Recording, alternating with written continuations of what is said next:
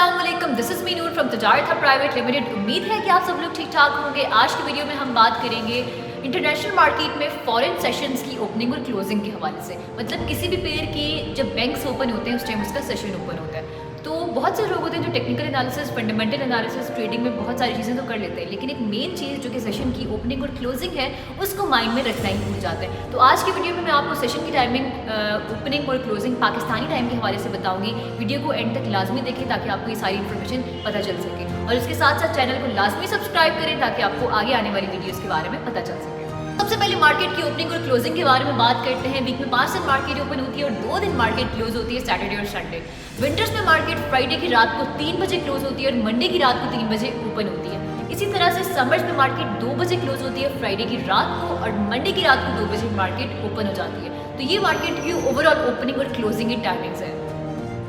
उसके बाद सेशंस के बारे में बात करते हैं। 4 मेजर सेशंस होते हैं और उसके बाद बाकी डिफरेंट सेशंस होते हैं डिफरेंट पेयर्स के। तो सबसे पहला सेशन है सिडनी सेशन, जो कि ओपन होता है रात को 2 बजे और सुबह के 10 बजे ये सेशन क्लोज होता है। सिडनी सेशन के साथ साथ एक और सेशन ओपन होता है जिसको कहते हैं New Zealand session. New Zealand session open होता है रात को 2:30, यानी 2 बजे सिडनी सेशन ओपन होगा, आधे घंटे बाद न्यूजीलैंड सेशन भी ओपन हो जाएगा और सुबह के 10:30 ये सेशन क्लोज होगा। इन दो सेशंस में जिन पेयर्स की मूवमेंट होती है वो होते हैं AUD और NZD। लाइक AUD के पेयर्स और NZD के पेयर्स की जो मूवमेंट है वो इन दो सेशन में ज़्यादा होगी। इन दो सेशन के बाद जो सेशन ओपन होता है वो टोक्यो सेशन है, जिसे जापान सेशन भी कहा जाता है।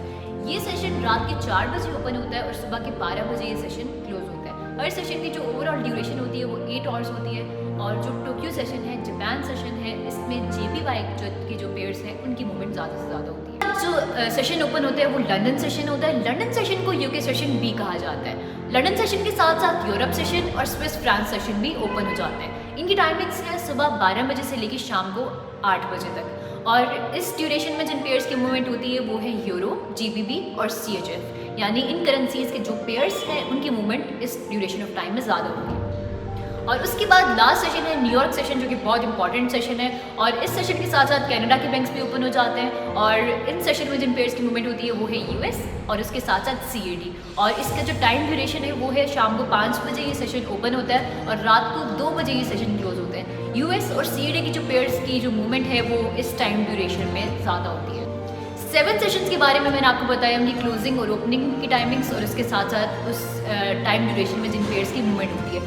7 टोटल सेशन थे जिसमें से 4 मेजर सेशंस थे, और उसके साथ साथ मैं आपको एक और टिप देती चलूँ, वो ये है कि किसी भी पेयर में 2 करेंसीज होती हैं, एक मेजर करेंसी होती है और एक अगेंस्ट करेंसी होती है। आपने ट्रेड ओपन करने से पहले ये चीज़ लाजमी देखनी है कि आपकी जो मेजर करेंसी है उसका जो सेशन है वो ओपन हो। जब उसका सेशन ओपन होगा तो उसमें मूवमेंट अच्छी होगी। जब उसमें मूवमेंट अच्छी होगी तो वो आपके एनालिसिस के मुताबिक चलेगा और आपको अच्छा खासा प्रॉफिट हो सकता है। और ये आप प्रॉपर मनी मैनेजमेंट के हिसाब से अगर चलते हैं तो ये एक और चीज़ होती है जिसको आपने देखना होता है, रिस्क रिवॉर्ड रेशियो डिफाइन करने के साथ साथ कि सेशन की टाइमिंग्स आप लोग लाजमी देखेंगे। ये भी एक बहुत इंपॉर्टेंट स्टेप है।